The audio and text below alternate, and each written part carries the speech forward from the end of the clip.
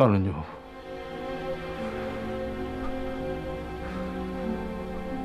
완전히 붕괴됐어요. 직후 흡연은 안 됩니다. 오는구나. 마침내. 여기 한 남자가 아주 힘든 이별을 준비하고 있습니다. 끊을 수 없는 너라는 존재, 참을 수 없는 내적 갈등. 와우.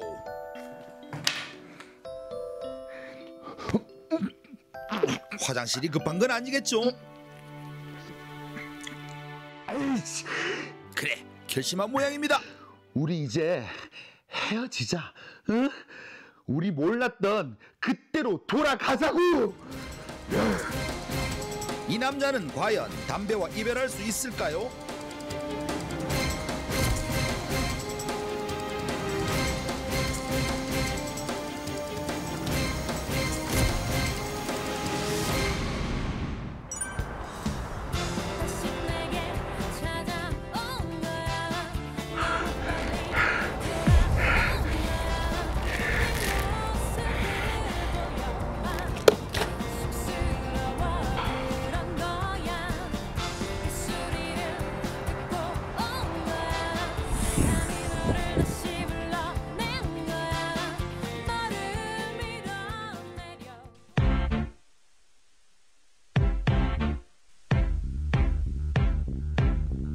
과거에도 우리나라 사람들은 담배에 참으로 관대했었습니다.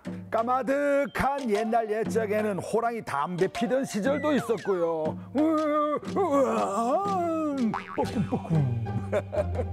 명절 선물로 친척 어른들에게 담배를 선물하기도 했었습니다. 그뿐이겠습니까? 식당, 극장, 카페뿐만이 아니라 택시, 게다가요 시외버스 좌석 등받이에도요 재떨이가 있었습니다. 하지만 점점 건강에 대한 관심이 높아지면서 여러 가지 금연 정책들도 시행되고 있습니다.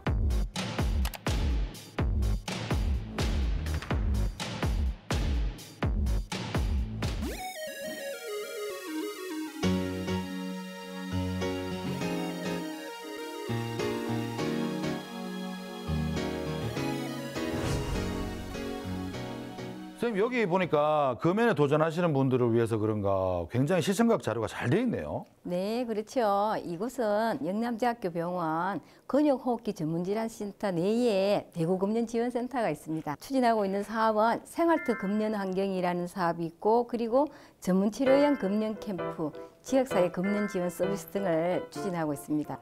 그러면 이제 금연을 도전하시는 분들에게 큰 도움이 되게끔 네. 하나의 뭐 동반자 그 역할을 하는 거군요. 네. 근데 프로그램 어떤 게 있는데요?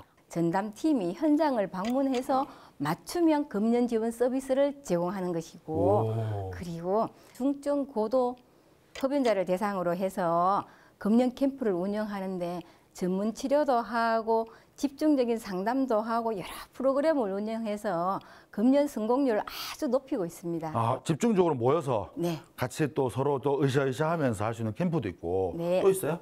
금연 환경도 조성하고 캠페인도 하는 다양한 프로그램이 있습니다. 김혁 씨. 저요? 네.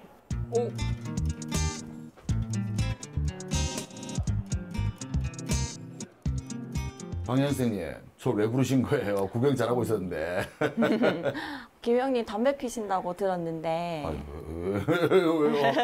그걸 그렇게 공개적으로 이야기하시면 좀 그렇지 않아요? 그래도 금연을 한번 새해에 다짐을 하고 해보셨으면 좋겠는데 어떠세요? 흡연자들은 대부분 금연의 생각은 다 있습니다. 근데 그 대체할 만한 게 없어서 또 그리고 너무 어려워요. 그래서 안 하는 거지. 할 생각은 있죠, 항상. 그렇죠. 근데 혼자 금연하기 힘드시니까 네. 저희와 같이 금연을 한번 해봤으면 좋겠는데 네. 오늘 먼저 니코틴 의존도 수준을 한번 평가 한번 해볼까요? 제가 의존도 그렇게 높지 않을걸요.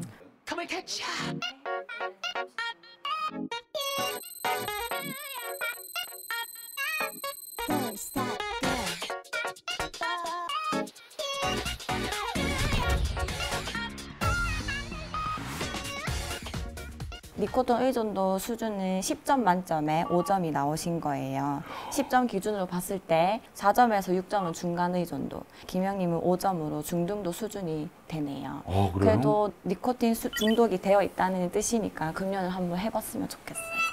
아, 이거만 믿고 어떻게 제가 그러니까 이거 그때그때 다를 수 있는데. 그렇죠. 그러면 요거는 조금 눈에 보이기 어려울 수도 있으니까 네. 일산화탄소 측정도 한번 해볼까요? 일산화탄소요? 제 몸에요? 네.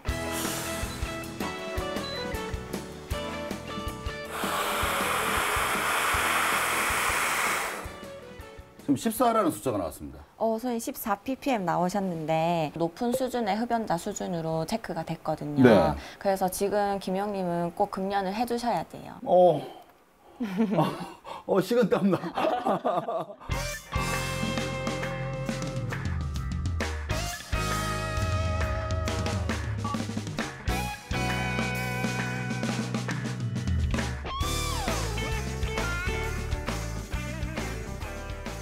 한번 네네. 확인해 볼게요. 네네.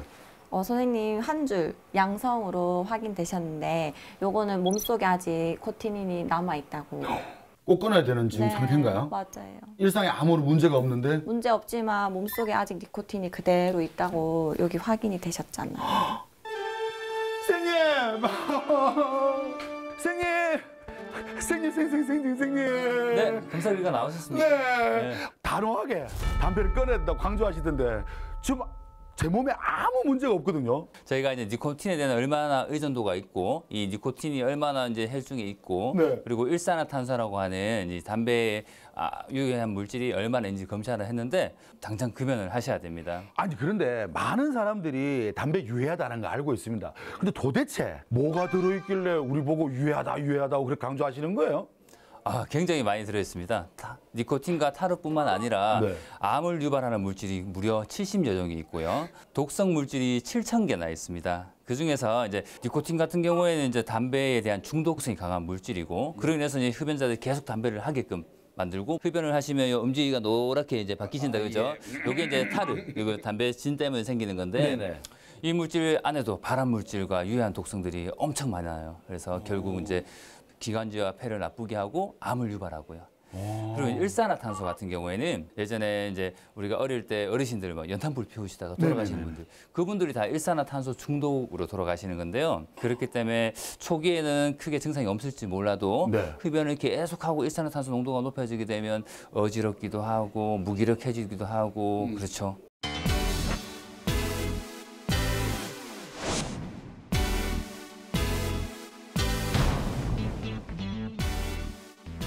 그러니까 술을 마시면 좀 담배가 땡기니까 그렇게 해서 된 것 같아요. 아직까지는 약간 그런 금연에 대한 절실함이 없었던 것 같아요. 금연 한번 도전을 해봤었는데 근데 스트레스 받는 일이 좀 많아서 실패했습니다. 술자리나 이런 데 가면 친구들이 한 대 다시 펴라, 그냥 네가 뭐 어떻게 끊을 거냐, 이런 식으로 좀 주변에서 권유를 많이 해서 그래서 좀 힘들었던 것 같습니다.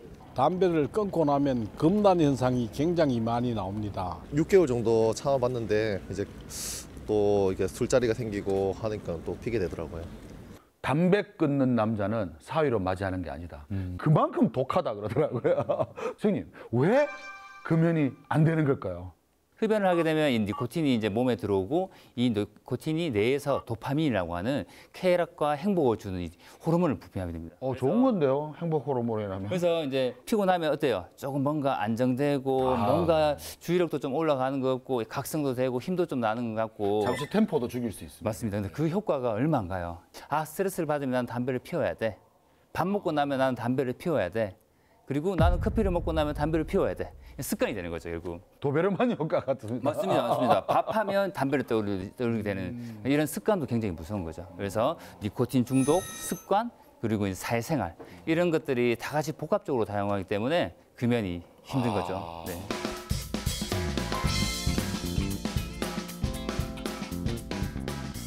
사람을 안 만났어요. 그냥 집에만 있었어요. 내가 어떻게든 의지 갖고 안 피고 말겠다 이런 마음으로. 그냥 진짜 피고 싶을 때는 전자담배 몇 번 피고. 담배를 끊기 위해서 뭐 별다른 노력보다는 그냥 참는 게 전부였던 것 같습니다. 아이와 여행을 많이 다니고 사탕을 많이 먹었습니다.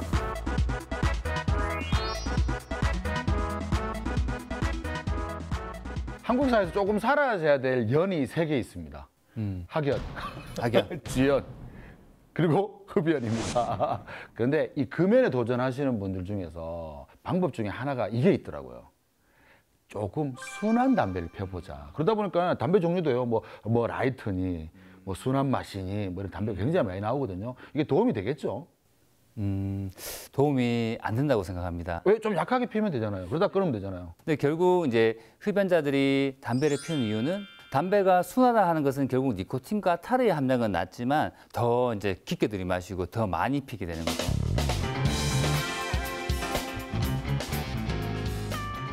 혹시 전자담배나 가양담배는 덜 해롭다. 이거 맞나요? 다만 우선 말씀드리면 아니다. 아, 그래요? 우선 전자담배라는 것은 이제 다른 사람이 받는 불쾌감을 좀 줄일 수 있겠지만 담배가 주는 그 유해함은 그대로입니다. 암을 유발하는 반환 물질과 유해 가스가 많은 것으로 확인이 되었고요. 미국에서 한번 사고가 났었는데 액상 이제 전자담배를 흡입하고 나서 이제 폐렴이 온 거죠. 이게 왜냐하면 액상의 이제 연기를 만들기 위해서 아주 고온 가열을 하잖아요. 이 고온 가열 같은 이런 것들이 기관지에 안 좋아요. 그래서 아직까지 전자담배의 안정성이 확보되지 않은 상태. 전자담배를 이제 담배를 대신해서 덜 해로운 담배라 생각하시면 절대 안 되겠습니다. 그냥 담배 피우는 사람들의 방식이 다르다를 뿐이지 사실은 백해무익한 건 똑같다. 네. 직접 흡연, 간접 흡연은 사실은 정말 일반어로 많이들 알고 계시거든요. 그런데 뉴스에 보니까 3차 흡연이라는 말이 있더라고요. 3차는 이제 기병님이 여기서 이제 담배를 피우시고 나가면 요 안에 이제 연기가 나쁜 물질들이 남아 있는 거죠. 그러니까 담배를 피고 내 옷에도 남을 수가 있고 내가 핀 실내 공간에도 남을 수가 있죠. 그렇겠죠. 네, 그리고 심지어는 우리 여기 이제 실내 먼지에도 니코틴이 결합을 한다고 합니다. 담배를 피우고 충분히 환기를 시켜서 냄새는 뺐다 하더라도 나쁜 물질들이 남아 있는 거죠. 그게 다른 사람한테 영향이 미친다는 거죠. 그렇죠. 그 냄새나 물질들이 남아 있어서 애들은 또 그 인지가 떨어지고 이게 담배 냄새인지 나쁜 물질인지 모르니까 특히나 어린 아동들에게 아주 안 좋은 영향을 끼칠 수 있습니다. 결국은 이제 여러 방향으로 이 흡연이 문제가 되는 거죠. 옆에 있는 사람도 문제, 피우고 나서도 문제.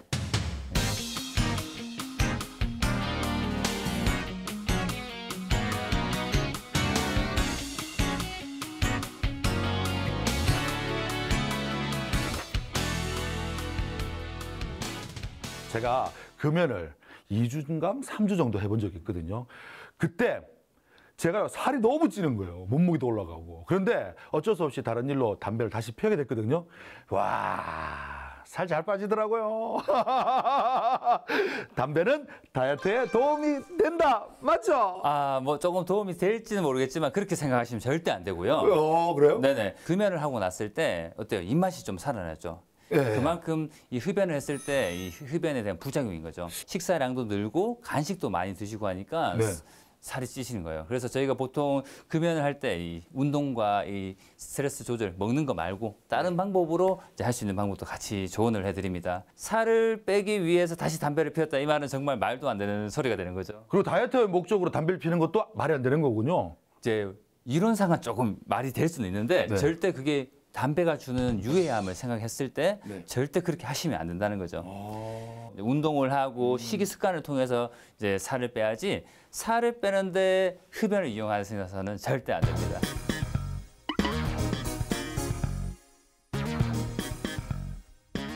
네, 담배값이 오른다고 해도 필 것 같아요. 담배가 10,000원이면 아마 담배 피는 횟수를 줄이지 않을까 싶습니다. 네, 담배값이 인상이 되면 부담스러워서 못 필 것 같아요. 10,000원까지는 제가 그 정도면 끊을 수 있을 것 같습니다. 보통은. 네. 그 담배값이 그렇게 비싸져 버리면 굳이 이거를 피워야 되나 하기도 하고 지금 피는 양에 비해서 달마다 나가는 돈도 너무 많이 느는 것 같아서 아무래도 금연을 하지 않을까 싶긴 합니다.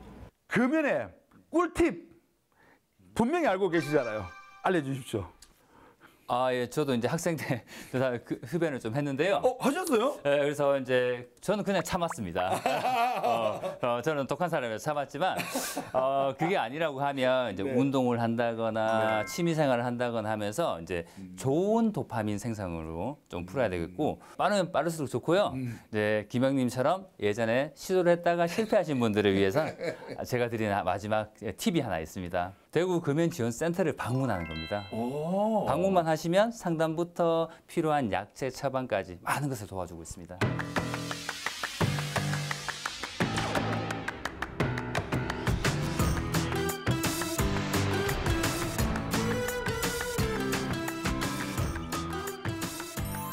내가 너를 처음 만났던 건 아마도 철없던 시절이었을 거야.